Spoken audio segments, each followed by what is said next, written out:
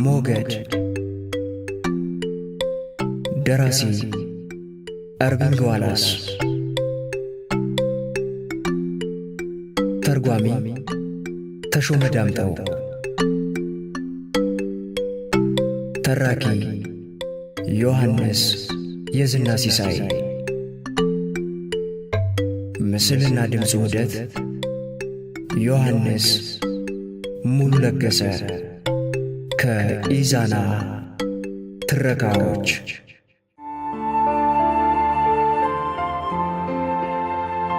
ክፍል 5።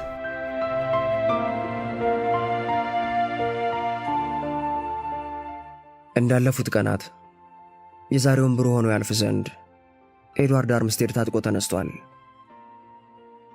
እሱ ራሱ እንኳን ኮስታራና ተፍታፋ ሰራተኛ ሊሆን ወስኗል። በጥሪያቸው መሰረት ኒክ ራምሲና ቪክቶሪያ ዌስተን ቢሮ ሲገቡ በስርዓት ተቀበላቸውና እንዲቀመጡ ጋበዛቸው። ትናንትና ኒክ ራምሲ የተወለትን በታይፕ የተጻፈ ወረቀት አነሳ። ማስታወሻውን ከዚህ በፊት 2 ጊዜ ያነበበው ቢሆንም አሁን ደግሞ እንደገና ይመለከተው ጀመር። ማጨስ ትችላለህ አለ አርምስቴድ ቀና ብሎ ሳይመለከት። ሰበብ ፈላጊው ራምሲ ወዲያውኑ ሲጋራውን አቀጣጠለ። ቪክቶሪያ ግን እጆቿን ግራና ቀኝ እንዳቆላለፈች ናት። አርምስቴድ ማስታወሻውን አስቀመጠ። እውነት ለመናገር እሱ የሚፈልገው የንግግራቸውን ርዕስ ከኢንገር ማምለጥ ጋር ለማያያዝ ነው። ደረጃ በደረጃ ወደዚሁ አርዕስተ ጉዳይ ሊያዞራቸው ፈለገ። የመጀመሪያው እርምጃ የፋኖች ዘመን በሚል ርዕስ ያቀረብካቸውን ማስታወሻዎች ሳነብ ነበር ራምሲ አለ ኤድዋርድ። ጥሩ ጽሑፍ አቅርበ ኖሯል። በእውነት የተደሰትኩበት ጽሑፍ ነበር አለ ራምሲ። የሚታተም ቢሆን እንዴት ደስ ባለኝ። ማን ያውቃል አለ ኤድዋርድ። አንድ ሐሳብ ይመላለስብኛል። የሁላችንንም ትብብር የሚጠይቅ ነገር ነው። በመጀመሪያ ደረጃ ስለዚህ ማስታወሻ ከራሴ የበለጠ በዝርዝር ለመስማት እፈልጋለሁ ኒክ። ለጊዜው ቪክቶሪያ የሚጠበቅብሽ ማዳመጥ ብቻ ነው። የሚረዳው እስከሆነ ድረስ በማስታወሻ ያላሰፈርኩትንና በግሌ የማውቀውን አንድም ሳላስቀር ልነግሮ ዝግጁ ነኝ ሚስተር ኤድዋርድ። የራስህን ግምገማ ልትነግረኝ እፈልጋለሁ ኒክ አለ ኤድዋርድ። በአካባቢያችን ብዙ የፋኖ ቡድኖች እየተንቀሳቀሱ ናቸው። ግን የትኞቹ ናቸው በጣም አደገኞቹ? አደገኛነት ከምን አኳያ? ስናነጻጽራቸው ብዙዎቹ ተራማጅ ራት መቼዎች፣ ሌሎቹ ደግሞ ሰርሳሪዎች ናቸው። እነሱን ተዋቸው። በጣም ኃይለኞቹና ቀልጣፎቹ የትኞቹ ናቸው? አሁን በመንቀሳቀስ ላይ ካሉት ማለት ሆነው? አሁን አለ ኤድዋርድ። በጣም ኃይለኞቹ፣ በጣም ቀልጣፎቹ አለ ራምሲ የአለቃውን አገላለጽ በመድገም እያሰበ። ከጥቂት ቆይታ በኋላም በዓለም ዙሪያ በጥናት ደረስኩባቸው የሚላቸውን የየሀገሮችን ቡድኖች ስም ዘረዘረለት። የጋራ ዓላማ የሚሉት ነገር የላቸውም አለ ኤድዋርድ ብዛታቸው አስገርሞት። ካፒታሊዝም ይውደም ይላሉ ብዙዎቹ። በግለሰብ ደረጃ ብዙዎቹን የፋኖ ቡድኖች የሚያስተባብረው የሁሉም የበላይ የሆነው ካርሎስ የተባለው ዕውቅ ፋኖ ነው። አሃ ካርሎስ አለ ኤድዋርድ የራምሲን ማስታወሻ እየነካ። ነፍሰ ገዳዩ ቬንዙዌላዊ። የሰበሰብካቸውን የሱን ፎቶግራፎች ተመልክቻለሁ። ሲያዩት ጨዋ ይመስላል። መልኩ እንዳያሞኘው አለ ራምሲ። ካርሎስ ሲበዛ ቆራጥ ነው። የሰው ሕይወት ለሱ ምንም አይደለም።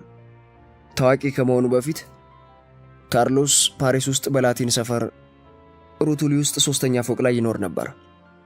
ሙካርቤል የተባለ ሊባኖሳዊ ጓደኛው በፈረንሳይ የስለላ ድርጅት ጆሮ ጠቢ እንዲሆን ከተገደደ በኋላ 3 የፈረንሳይ የስለላ ሰራተኞችን ወደ ካርሎስ መርቶ ነበር።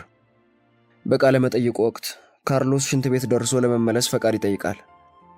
ከሽንት ቤትም አንድ አውቶማቲክ መሳሪያ ይዞ ይመለስና 2ቱን ሰላዮች ገሎ 3ኛውን በጽኑ አቁስሎ የመራበትን ጓደኛውን ግንባሩ ላይ መጥቶ ይገልና ያመልጣል። ይህ ሁሉ የተፈጸመው በ10 ሴኮንዶች ውስጥ ነበር። ካርሎስ የፈጸማቸው ሌሎች ድርጊቶችም ማስታወሻዬ ውስጥ ይገኛሉ። ዝርዝራቸውን ማስታወስ አልችልም አለ ኤድዋርድ። ብዙ ጀብዶች ናቸው። ካርሎስ የጃፓን ሽፍቶች በእስራኤሉ ሎድ አውሮፕላን ማረፊያ የፈጸሙትን ጭፍጨፋ ለማቀናበር ረድቷል አለ ራምሲ። ፓሪስ ውስጥም በአንድ መድኃኒት ቤት ፈንጂ አጥምዶ 2 ሰዎችን ሲገድል 12ቱን አቁስሎ መድኃኒት ቤቱ በእሳት እንዲጋይ አድርጓል። ባርሊ አውሮፕላን ጣቢያ ደግሞ ፔዦ መኪናውን ወደ ማኮኮቢያው ስፍራው እያሽከረከረ ተጠግቶ የእጅ ሮኬት ተወንጫፊውን 136 መንገደኞችን ባሳፈረ ቦይንግ 707 አውሮፕላን ላይ ተኮሰ። ሆኖም አውሮፕላኑን አላገኘውም። አቴንስ ላይ ወደ ኢንቴቤ ይበር የነበረ የፈረንሳይ አውሮፕላን እንዲጠለፍ አድርጓል። በግሌ እንደማስበው ካርሎስ በተሳካ ሁኔታ የተካሄደለት ጀብዱ በ1975 ቬና ላይ ከ5 ጓደኞቹ ጋር መንገድ ላይ የቆመች መኪና አስነስቶ ወደ ነዳጅ ላኪ ሀገሮች ድርጅት ዋና ጽሕፈት ቤት ሲወስድ ነበር። ካርሎስና ቡድኑ ጽሕፈት ቤት ውስጥ ገብተው 3ቱን ዘቦች ከገደሉ በኋላ 11 የነዳጅ ዘይት ሚኒስትሮችን አፍነው ወደ አልጀርስ ከወሰዱ በኋላ የጠየቁትን አስፈጽመው ለቀቁ። ይሄ ሁሉ ብልሃትና ወኔ ይጠይቃል። ካርሎስ በጣም ከባድ ሰው ነው። አነጋገርህ ካርሎስ አሁንም እዚህ አካባቢ እንዳለ አስመስለ ነው። በቅርብ አለ እንዴ? እኔ እንጃ አለ ራምሲ። ፓሪስ ላይ ታሪኩን ስጽፍ ሳለ በእርግጥ ሰውየው ነበር። ስለሱ በሕይወት መኖር የሰማሁትም ያኔ ነው። በሕይወት መኖሩንም አታውቅማ? በእውነቱ አላውቅም፣ ግን ያለ ይመስለኛል። ምክንያቱም ስለ መሞቱ የተነገረ ምንም ነገር የለም። በ1982 ሆላንድ አካባቢ ሆኖ በእርሱ የጣት አሻራ ፈርሞ ለፈረንሳይ የአገር አስተዳደር ሚኒስቴር ማስጠንቀቂያ ልኮ ነበር። አሁን የት ያለ ይመስላል? ራምሲ ትከሻውን ሰበቅ አደረገ። ለንደን፣ ቦን ወይንም ደማስቆ ሊሆን ይችላል። ይበልጥ የሚታመነው ግን ፓሪስ እንደሆነ ነው።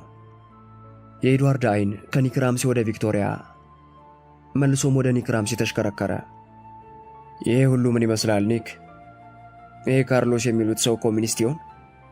ራምሲ ራሱን ባሉት አነቀነቀ። አይመስለኝም። በማስታወሻዬ ላይ ከሰፈረው ማብራሪያ በእርግጥ ሊመስለው ይችላል። አባቱ ኮሎምቢያዊ ሲሆን ወደ ቬንዙዌላ ተዛውሮ ሚሊዮነር ለመሆን የበቃ ሰው ነበር። አባቱ 3 ወንድ ልጆች ሲኖሩት ስማቸውን በሌኒን ስም ነበር የሚጠራቸው። አባቱ ማርክሲስት ነበር። ካርሎስን በሌኒን ሁለተኛ ስም ኢሊች ብሎ ሰየመው። ካርሎስ በሃቫና የኮሚኒስት ስልጠና እንዳገኘ ይገመታል። በኋላ ደግሞ ሞስኮ ውስጥ የፓትሪስ ልሙምባ ወዳጅነት ዩኒቨርሲቲ ተማሪ ነበር። ግን በጠጭነትና በሴሰኛነት ጸባዩ ከትምህርቱ ተባረረ። ኮሚኒስት እንኳን አይመስለኝም። ቪየና ላይ የነዳጅ ላኪ ሀገሮች ድርጅት ሚኒስተሮችን ሲጠልፍ ከተጠላፊዎቹ አንዱ የሳውዲ አረቢያው የነዳጅ ሚኒስትር ነበሩ። በኋላ ሳውዲ አረቢያ ከካርሎስ ጋር ድርድር ባደረገችበት ወቅት ለመረዳት እንደተቻለው ካርሎስ የኮሚኒስትም ሆነ የፍልስጤምን ዓላማ አያራምድም። ኤድዋርድ አሁንም እንደተወናበደበት ነው። ግን ለምንድን ነው ከሀገር ሀገር እየዞረ የሚጠልፈውና የሚገለው? ራምሲ ትከሻውን ነቀነቀ። የተረጋገጠ ነገር የለም። የማውን ፍልስፍና በመከተል በዓለም አቀፍ አብዮት እንደሚያምን ይገመታል። ግን ከዓላማዎቹ ሁሉ ትልቁ ጀብዱ መፈጸም ሳይሆን አይቀርም። ምናልባት ገንዘብ ፍለጋም ሊሆን ይችላል። አለዚያም ስልጣን ያምር ይሆናል። ከጀርመናውያንና ከአረቦች የተመለመለ የራሱ ቡድን ሳይኖር አይቀርም። አሳታሚው አዲስ ሲጋራ አውጥቶ ካቀጣጠለ በኋላ ይህን ሁሉ በተለይ ስለ ካርሎስና ስለ ቡድኑ ፍንጩን ከየት አገኘው? አለ። ብዙ ፍንጮች አለ ራምሲ። ዋናው ፍንጭ የካርሎስ ቡድን አባል የሆነ ወሬ አቀባይ ነው። ይህ ሰው በእርግጥ በካርሎስ ቡድን ውስጥ ደህና ቦታ ያለው ሰው አይደለም። ፓሪስ ውስጥ ሳለው ለወሬ አቀባዮች ምላሽ በምሰጥበት ወቅት ይህንን ሰው አገኘሁት። ሰውየው የካርሎስ ቡድን አባል የሆነች ፍቅረኛ ነበረችው። ታዲያ ለእሷ አንዳንድ ወሬ ያቀብላት ነበር። አሁን ያነበቡትን ዘገባ ላቀናጀ በቃሁት። ይሄ ወሬ አቀባይ የጠየቀኝን $1000 ከሚስተር ሃሪዴትስ ተቀብዬ በመስጠት ነው። የበለጠ መረጃ ፈልጋለሁ አለ አርምስቴድ ብድግ ብሎ ሲጋራውን እያቀጣጠለ። ራምሲ ተደነቀ። ስለ ካርሎስ? ስለ ካርሎስና ስለ ቡድኑ የሚቻል አይመስለኝም አለ ራምሲ። የማይቻል ነገር የለም አለ አርምስቴድ። ቀጥሎም በእያንዳንዱ እርምጃው ልክ እያወራ በቢሮው ከዳር ዳር ተጎማለለበት። የፋኖችን ዘገባ በሚመለከት በአባቴ ጊዜ ተጀምሮ የተጨናገፈውን ፕሮጀክት ልቀጥልበት እፈልጋለሁ። ዋናው የትኩረት ኢላማም ካርሎስ መሆን አለበት። ስለዚህ በአስቸኳይ ወደ አውሮፓ ትመለሳለህ። ከቪክቶሪያ ዌስተን ጋር ፓሪስ ትሄዳላችሁ። የምትፈልጉት እርዳታ ሁሉ ይደረግላችኋል። ራምሲ የቪክቶሪያን አይኖች ተመለከተና ሽምቅቅ አለ። ይሄ ሴት ሥራ አይመስለኝም ብሎ ከመናገሩ ቪክቶሪያ አቋረጠችው። ዝጋኒክ፣ የወንድ ትምክህተኝነት እዚህ ላይ አይሰራም። ፈረንሳይኛ መናገር እችላለሁ። ፓሪስን ደግሞ 3 ጊዜ ስላየኋት መግቢያ መውጫዋን አውቀዋለሁ። በዚህ ሥራ ላይ ትልቅ እርዳታ ላደርግ እችላለሁ። እኔም እስማማለሁ አለ ኤድዋርድ ነጠቅ አድርጎ። በዚህ ሥራ ላይ እሷ ታስፈልገናለች። ምክንያቱም ወንዶችን ብቻ ሳይሆን ሴቶችንም ጭምር የሚነካካ ታሪክ እንዲቀርብልኝ እፈልጋለሁ። ዋነኛውንና ለአርዴት የገለጸለትን ምክንያት ግን ካፉ ሊያወጣው አልደፈረም። ለሄጎስተን ልጅ አንድ ነገር አድርጎ አባቷን የበለጠ ሊያስደስተው ይፈልጋል። ሄጎስተን አሁን የአሜሪካ ፕሬዝዳንት የፕሬስ ጸሐፊ ነው። አንድ ቀን ሄጎስተን አስፈላጊ የሚሆንበት ጊዜ ይመጣ ይሆናል። በዚያ ላይ ቪክቶሪያንን ለዚህ ሥራ የምልክበት ሌላ አነስተኛ ምክንያትም አለኝ አለ ኤድዋርድ ለስለስ ብሎ። ሁለታችሁ ፓሪስ ላይ ስትታዩ ባልና ሚስት ቱሪስቶች ልትመስሉ ትችላላችሁ። በእርግጥ ሆቴል የማስመዘግባችሁ ለየብቻ ነው። ደግሞም በእናንተ ሥራና በሪኮርድ ጋዜጣ መካከል ግንኙነት የሌለ መምሰል አለበት። ስትሰሩ ጋዜጠኝነታችሁ መታወቅ የለበትም ካለ በኋላ ወደ ወንበሩ ተመለሰና እንደሚመስለኝ ኒክ ሥራህን ከካርሎስ ወሬ አቀባይ ጋር በመገናኘት ልትቀጥል ትችላለህ። ስሙ ማን ነበር? አህመት። መልካም አህመት፣ በመጀመሪያ አሁንም ፓሪስ ውስጥ መኖሩን አረጋግጥ። ይህንን ማድረግ ትችላለህ? እሱን ማድረግ የሚችል የአንድ ሆቴል አስተናጋጅ ደላላ አለኝ። አደራህን በርታ አለ ኤድዋርድ።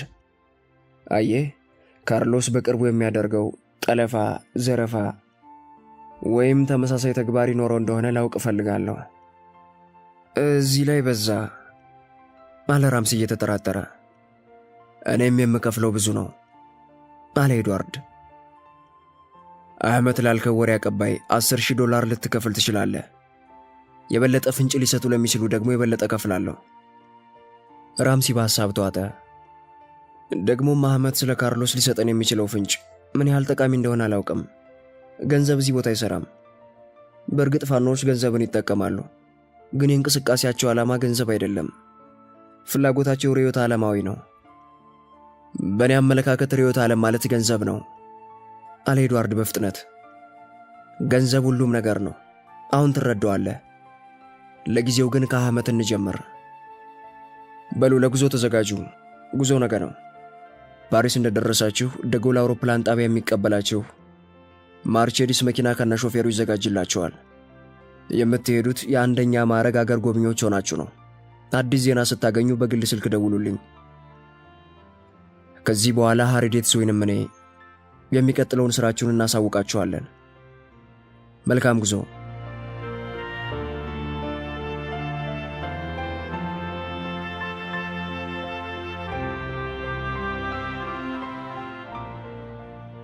ከአውሮፕላን ወርደው መኝታ ቤታቸው ሲደርሱ ከሌሊቱ 6 ሰዓት ሆኖ ነበር። በጉዞ የተዳከመችው ቪክቶሪያ እንደተጋደመች እንቅልፍ ወሰዳት። ከረዥም ጉዞ ጋር የተላመደው ኒክ ራምሲ ግን ከመተኛቱ በፊት መኝታ ክፍል ውስጥ ውስኪውን እየተጎነጨ የወትሮውን በፋኖዎች እንቅስቃሴ ላይ ያጠናቀረውን ማስታወሻ ሊያገላብጥ ችሎ ነበር። በማግስቱ እንቅስቃሴያቸውን ጀመሩ።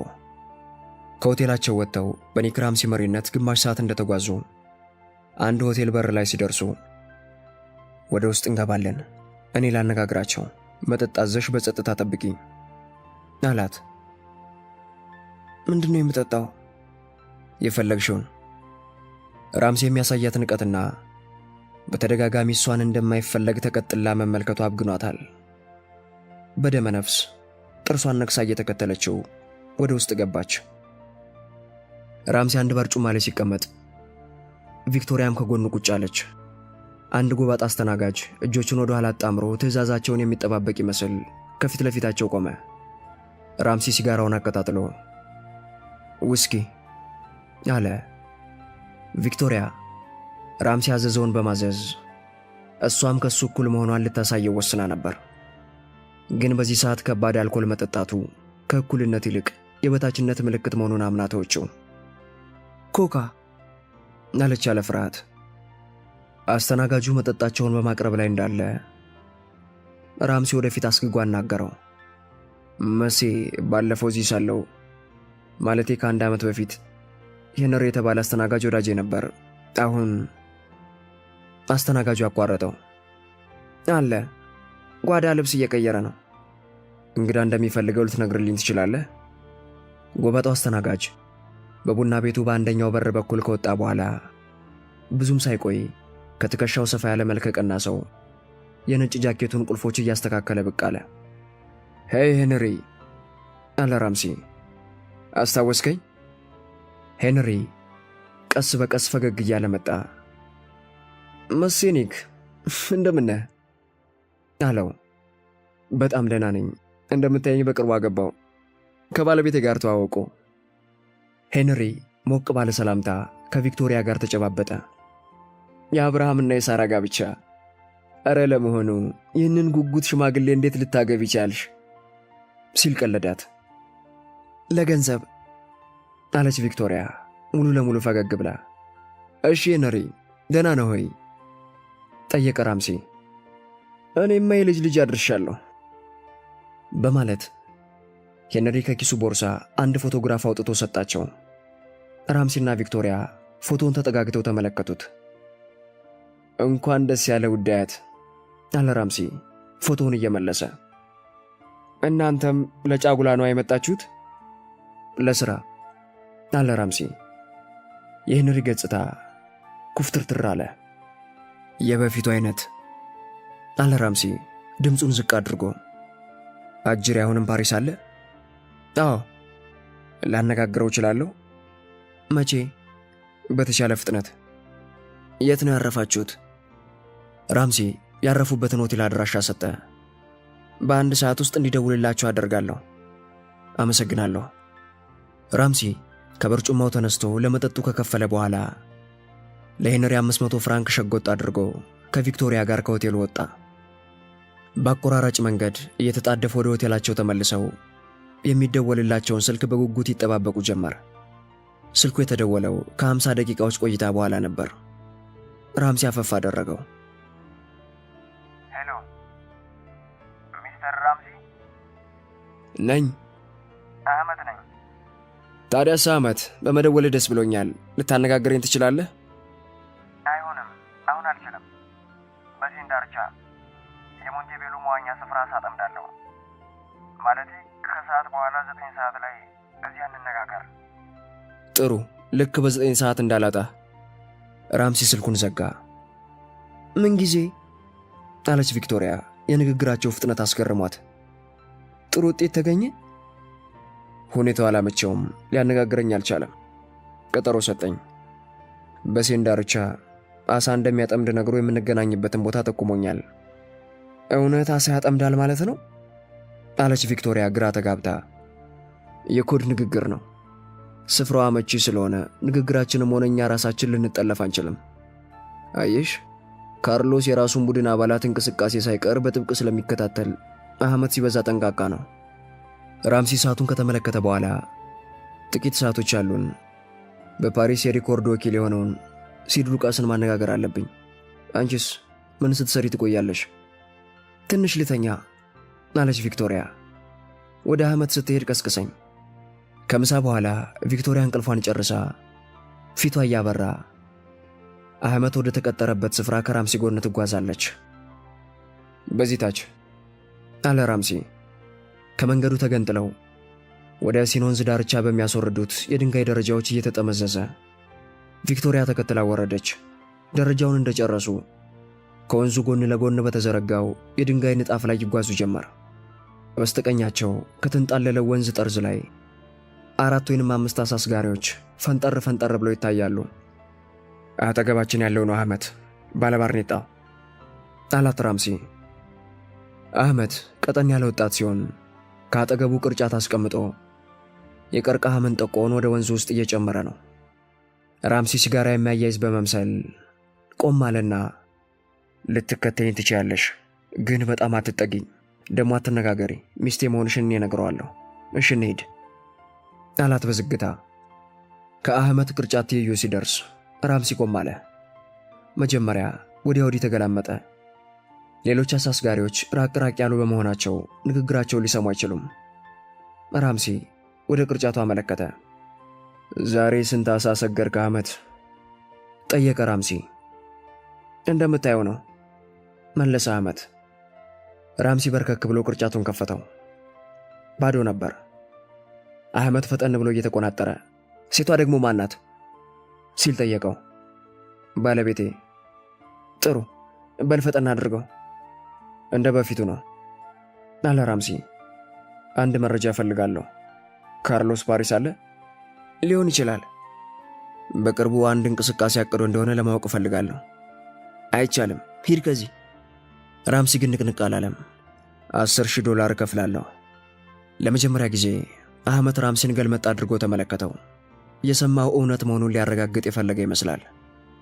$10,000 ራምሲ ደገመው። አህመት ወደ አሳ ማጥመዱ ተመልሶ ጥቂት ካቅማማ በኋላ በከንፈሩ ጠርዝ እየተናገረ ዛሬ ማታ እኩለ ሌሊት ላይ ደውልልሃለሁ፣ ደህና ሁን አለ ባጭሩ። ራምሲ መለስ ብሎ የቪክቶሪያን ክንድ ጨብጦ በመጣበት ተመለሰ። ምሽቱን ያሳለፉትና ራት የበሉት በአንድ የቻይና ምግብ አዳራሽ ነበር። ከምሽቱ 5 ሰዓት ከመሆኑ በፊት ወደ ሆቴላቸው ተመለሱ። ለ6 ሰዓት 8 ደቂቃ ሲቀረው ስልኩ ጮኸ። ራምሲ ነኝ። አህመት ነኝ። ከዋናው ምንጭ ምንም መረጃ ላገኝ አልቻልኩም። በጣም ያሳዝናል። ግን ሌላ ነገር አለኝ። እሺ ቀጥል። ራምሲ ተቁነጠነጠ። በግንባር ይሻላል። አሁን አይመቸኝም። ነገ ከሰዓት በኋላ በ11 ሰዓት ካሊፎርኒያ ሆቴል የመኝታ ቁጥር 110 ውስጥ በሩን አልቆልፈውም። አላሁንም ባጭሩ እገኛለሁ። አንተ አታስፈልግም። ባለቤት ይላካት። ገንዘቡን ይዛ መምጣት አለባት። በዶላር ነው የምቀበለው። ችግር የለም። አመሰግናለሁ አህመት። አንድ ፍንጭ ሳናገኝ አልቀረንም አላት ቪክቶሪያን ስልኩን ከዘጋ በኋላ። አህመት እንደሚለው ከዋናው ምንጭ ምንም መረጃ ሊያገኝ አልቻለም። ዋና ምንጭ የሚላት የካርሎስ ቡድን አባል የሆነችው ፍቅረኛው ናት። ግን በግንባር የሚነግረን ሌላ መረጃ አግኝቷል። ካሊፎርኒያ ሆቴል ቁጥር 110 በ11 ሰዓት ይጠብቅሻል። ጧት ላይ የጠየቀውን ገንዘብ ከባንክ አውጥተን ይዘሽ ትሄጂና አህመት የሚነግርሽን ካዳመጥሽ በኋላ ትሰጪዋለሽ። ግን ያገኘው መረጃ ምን ይመስልሃል? ካርሎስ ሰሞኑን ሊያደርግ ያቀደውን የሚመለከት። አምላኬ፣ እኔስ ጭንቅ አለኝ አለችው።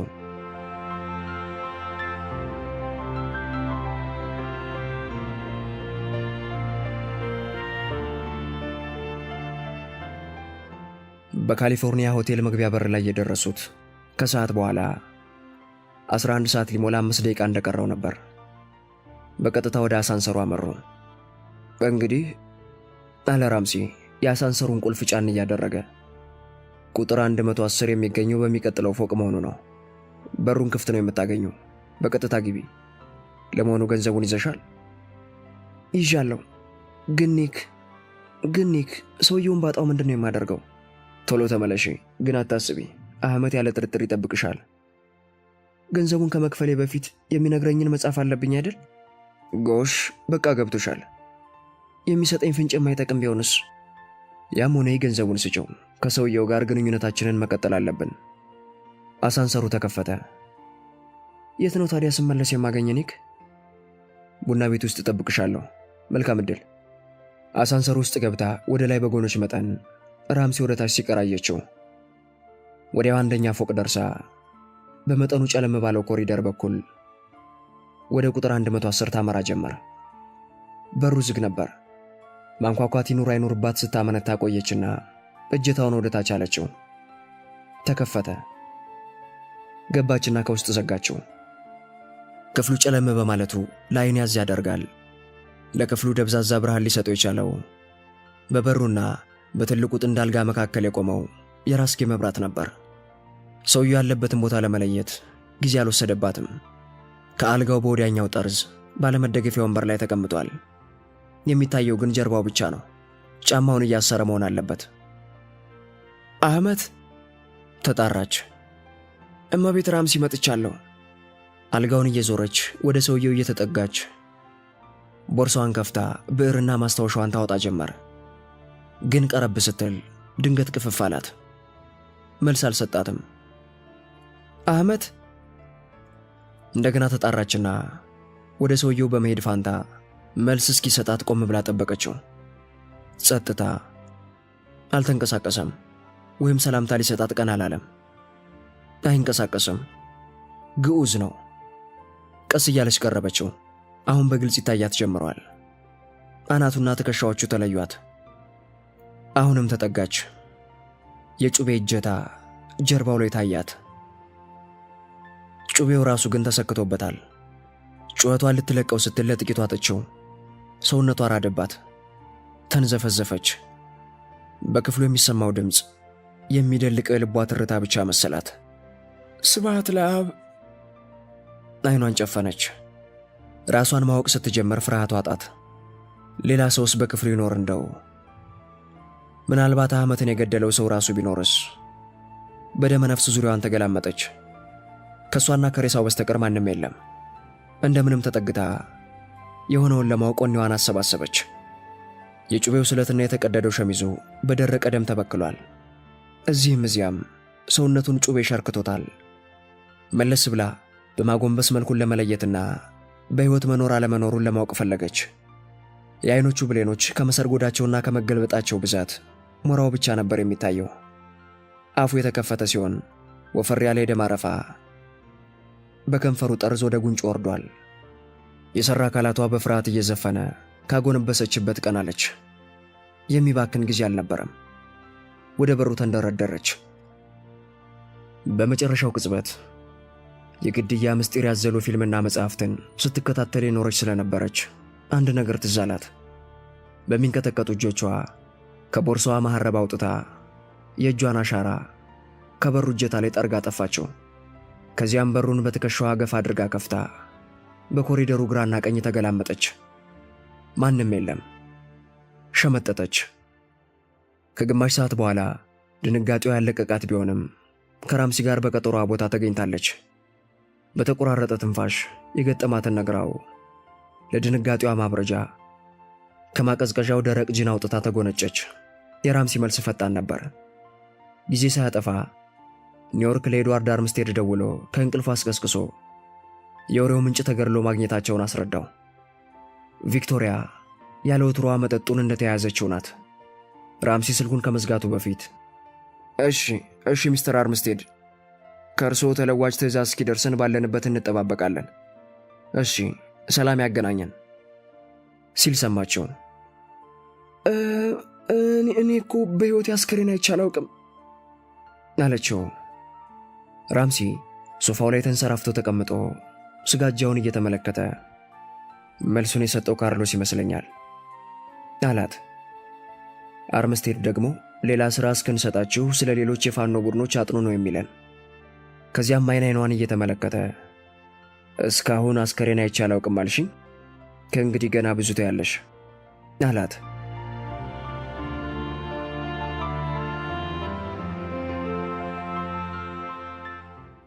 በፓሪስ የተፈጸመው ግድያ እውነት ከዚያ ቀን የራት ግብዣ በፊት የኤድዋርድ አርምስቴድን ጭንቅላት አልመታውም ነበር።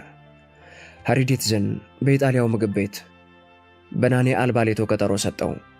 በግል ለመነጋገር አመቺ ስፍራ ሲሆን ኤድዋርድ ደግሞ ዛሬ በዚህች ዓለም ከሁሉም አብልጦ ከሚያምነው ሰው ጋር ሊነጋገርበት የሚፈልገው አጀንዳ ነበረው። ይህ አጀንዳም በሕይወቱ ከማንም ጋር ከተነጋገረባቸው አርዕስተ ጉዳዮች ሁሉ የላቀው እንደሆነ ገምቷል። ሃሪዴትዝ ለሱ ታማኝ የሆነው የግል ሕይወቱን ለማበጀት ሲል እንደሆነ ኤድዋርድ ጠንቅቆ ያውቃል። ወደ ያዘጋጀው ወሳኝ ውይይት ከመግባቱ በፊት የሃሪዴትዝን ታማኝነትና የግንኙነታቸውን ጥብቀት ለመጨረሻ ጊዜ ሊገመግም አሰበ። ከልጅነቱ ጀምሮ ብቻውን ያደገው ዴትዝ ከሌሎች ሰዎች ጋር ሊቀራረብ የበቃው ኤድዋርድ ቺካጎ ላይ በሰጠው ሥራ አማካኝነት ብቻ ነው። በዚህም የተነሳ ከመጀመሪያው ጀምሮ ሃሪዴትዝ እንደሚወደው ብቻ ሳይሆን እንደሚያመልከውና እሱን ለማስደሰት የገዛ እናትህን ግደል ቢለው እንኳን ወደ ኋላ እንደማይል ኤድዋርድ በጽኑ ያምናል። አዎ ያወጣውን ዕቅድ ምስጢር ለሃሪ ዴትስ ቢያዋየው ከሁለቱ እንደማያልፍ ኤድዋርድ አረጋገጠ። ያዘዘውን ስፓጌቲ እያዋዋጠ በኒክ ራምሲና በቪክቶሪያ ዌስተን ላይ ፓሪስ ስለደረሰው ነገር ተረከለት። የሃሪ ዴትስ ቅንድቦች ከፍ አሉ።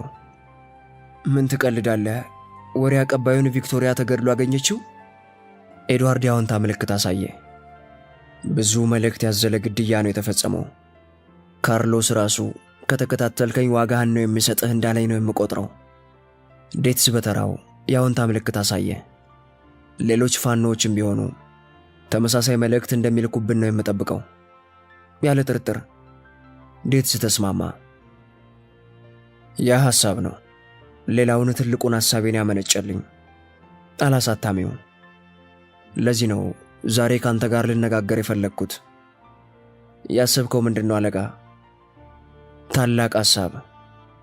በእርግጥ ሐሳቡ የተጠነሰሰብኝ በይንገር ማምለጥ ላይ ያንን ድል እንደተቀዳጀ ነው።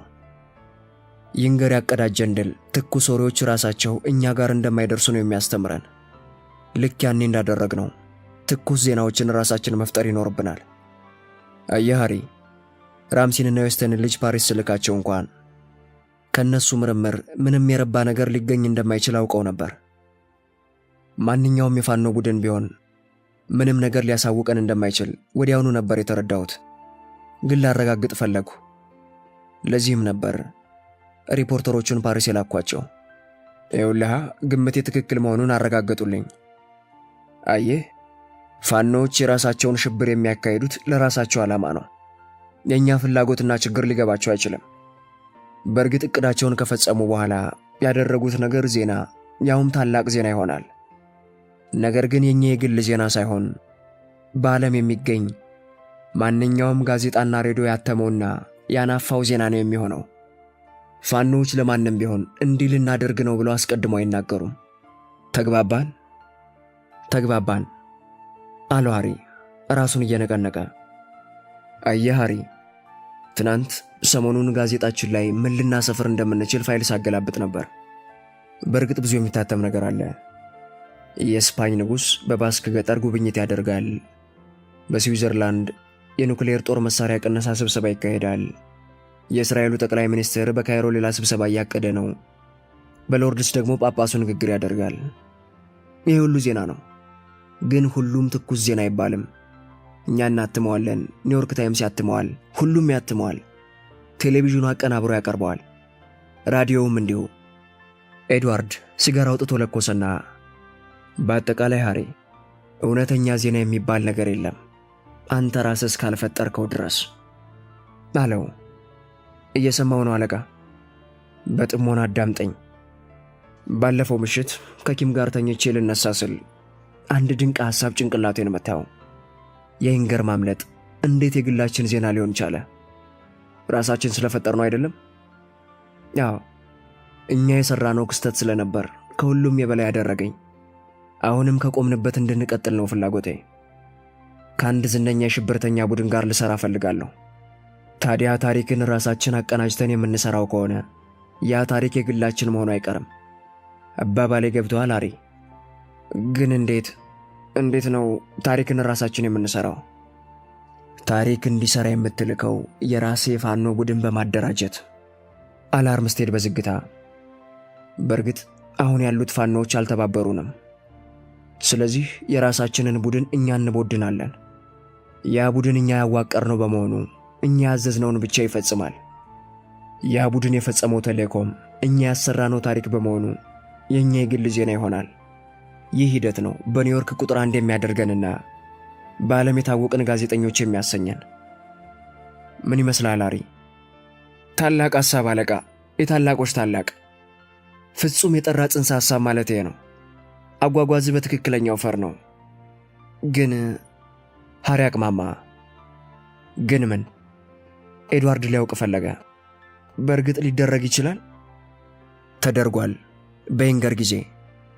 ማለቴ የፋኖውን ቡድን ማግኘት እንዴት ይቻላል? በጉስፓጋኖ በኩል። ኤድዋርድ በቅጽበት መለሰ።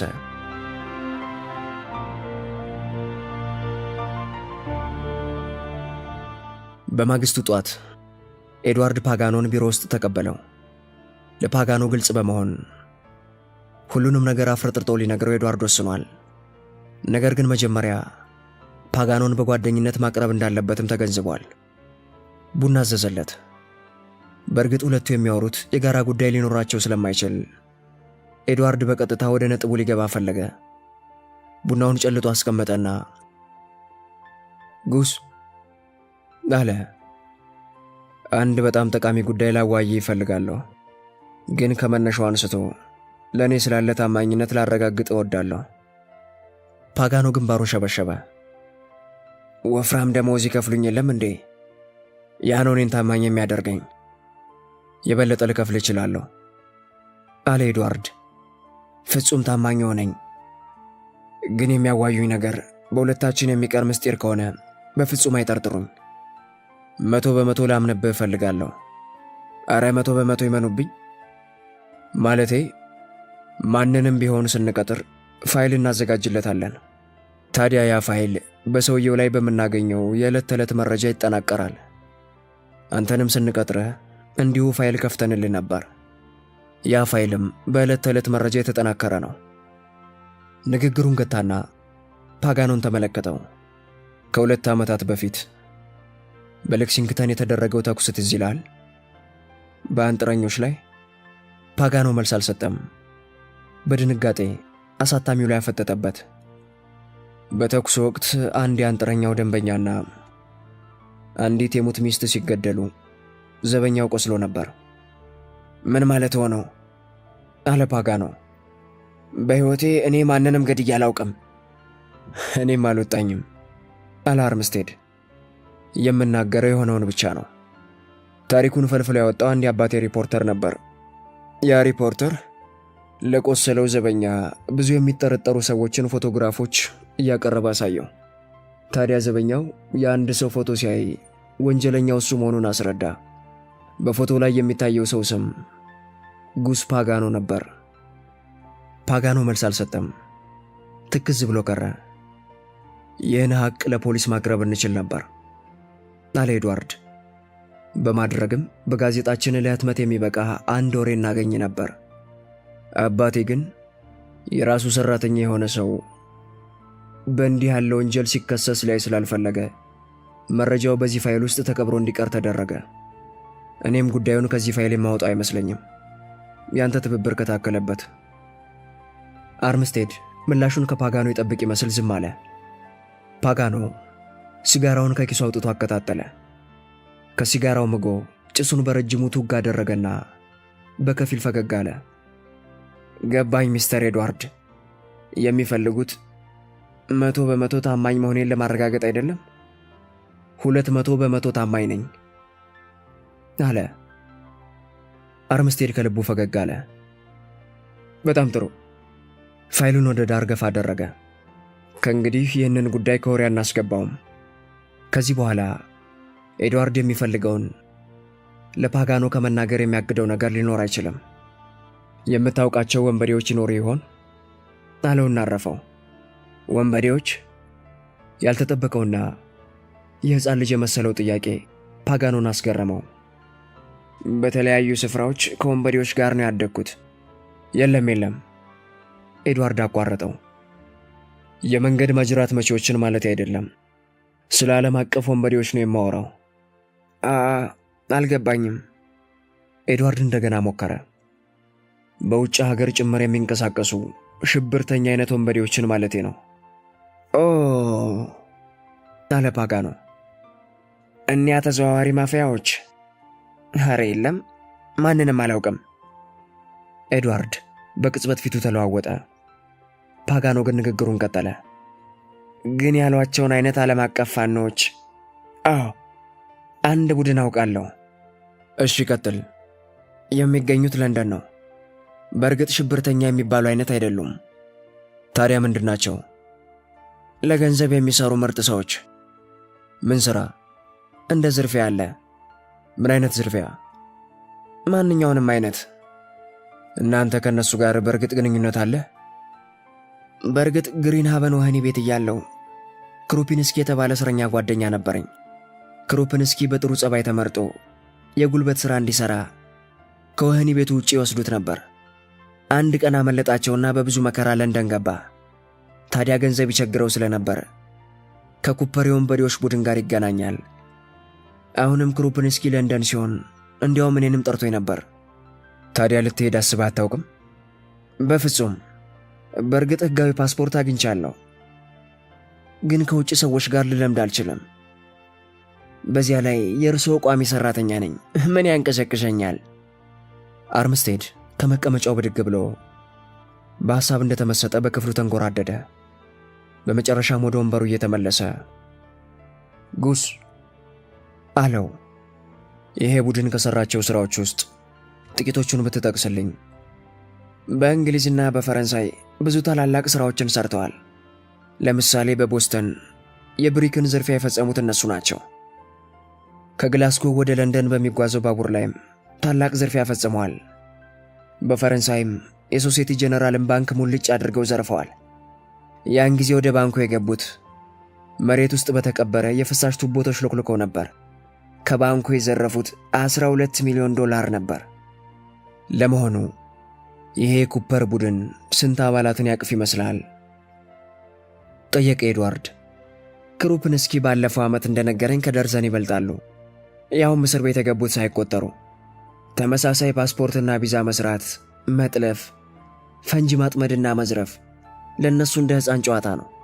ፖለቲካ ምናቸውም አይደለም። የሚፈልጉት ገንዘብ ብቻ ነው፣ ብዙ ገንዘብ። ኤድዋርድ ሳቅ አለ። ሞልቶኛል። ፓጋኖም እንዲሁ ሳቅ አለ። አዎ ሰምቻለሁ። ኮከባችን ገጥሟል። እኔም እንደነሱ ፖለቲካ አልወድም። የፓጋኖ አይኖች ጠበብ ብሎ አሳታሚውን ተመለከቱት። ታዲያ ምንድነው የፈለጉት? ዜና። ዜና? ፓጋኖ አስተጋባ። አልገባኝም። የምፈልገው ዜና መስራት ነው።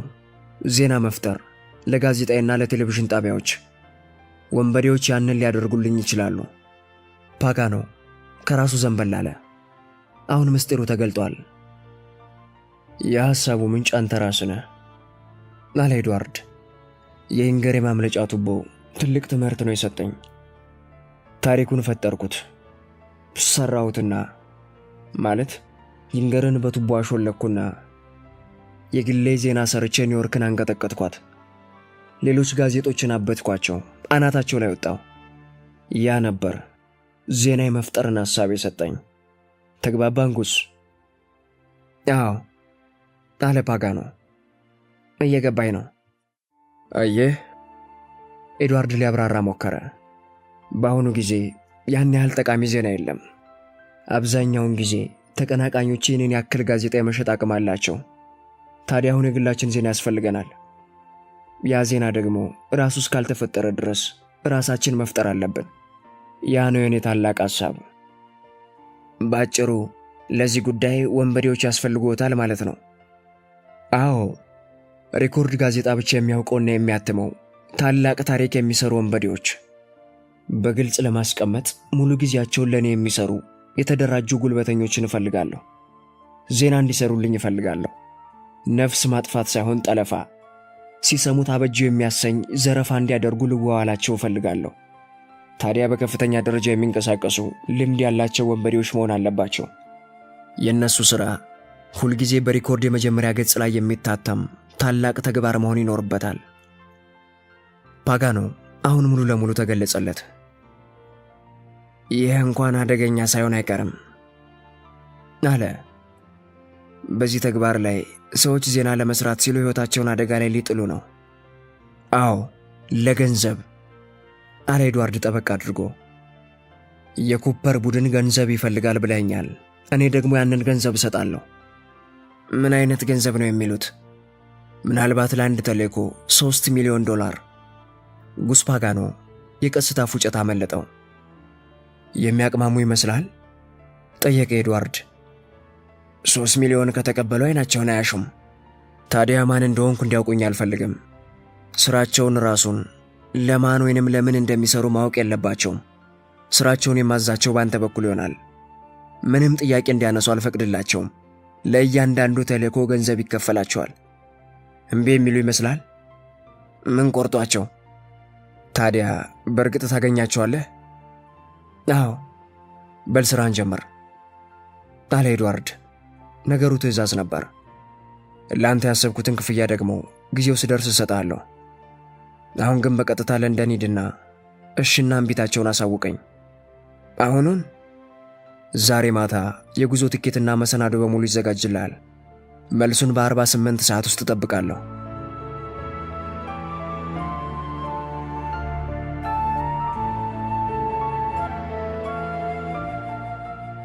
ከሁለት ቀናት በኋላ ከምሽቱ 5 ሰዓት ኤድዋርድ የስልክ ጥሪ ደረሰው። ስልኩን አንስታ ያቀበለችው ሚስቱ አና ነበረች። ከለንደን ይፈለጋሉ አለችው። ኤድዋርድ ልቡ በኃይል ሲመታ ተሰማው። በግል መስመሬ እንዲደውሉልኝ ንገሪያቸው አላት። ወደ ጥናት ክፍሉ ሲንደረደር ሄዶ ገባና ከውስጥ ቆለፈው። ከሱ በቀር ሌላ ሰው ነክቶት ወደማያውቀው ነጭ ስልክ ቀረብ አለ። ብዙም ሳይጉላላ ስልኩ አቃጨለ። ሄሎ፣ ሚስተር አርምስቴድ? የሴት ድምፅ ጠየቀው። ነኝ። ሚስተር ፓጋኖ ከለንደን ይፈልጎታል። እሺ፣ አገናኝ። የፓጋኖ ድምፅ በመስመር ተሰማ። እርስዎ ነዎት አለቃ? ሃይጉስ። እሺ፣ መልሱን። ኩፐር ተስማምቷል አለ ፓጋኖ። ግን አንድ ነገር ብቻ። ተስማምቷል ካልክ የምን አንድ ነገር ነው? እርስዎን ራስዎን እዚህ መጥተው ሊያገኘው ይፈልጋሉ። እንደሚመስለኝ ሊያዟቸው የሚፈልጉትን ነገር በግልጽ እንድትነጋገሩበት ሳይሆን አይቀርም። ማንነትዎን እንዳይለይ መፍትሄ እንፈልግለታለን። ከፈለጉኝ ችግር የለውም። ኤድዋርድ ቀልጠፍ ብሎ ቀጠለ። በቃ እመጣለሁ። ነገ ሊደርሱ ይችላሉ? እችላለሁ። የመጀመሪያውን በረራ ይዛለሁ። ልቀበለው እችላለሁ። ማንንም እንዳታስከትል።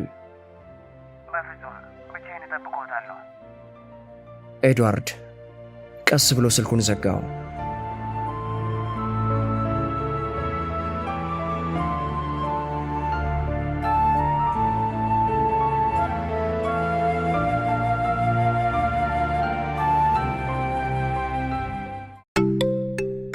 ሞገድ ደራሲ አርቪንግ ዋላስ፣ ተርጓሚ ተሾመ ዳምጠው፣ ተራኪ ዮሐንስ የዝና ሲሳይ፣ ምስልና ድምፅ ውህደት ዮሐንስ ሙሉ ለገሰ ከኢዛና ትረካዎች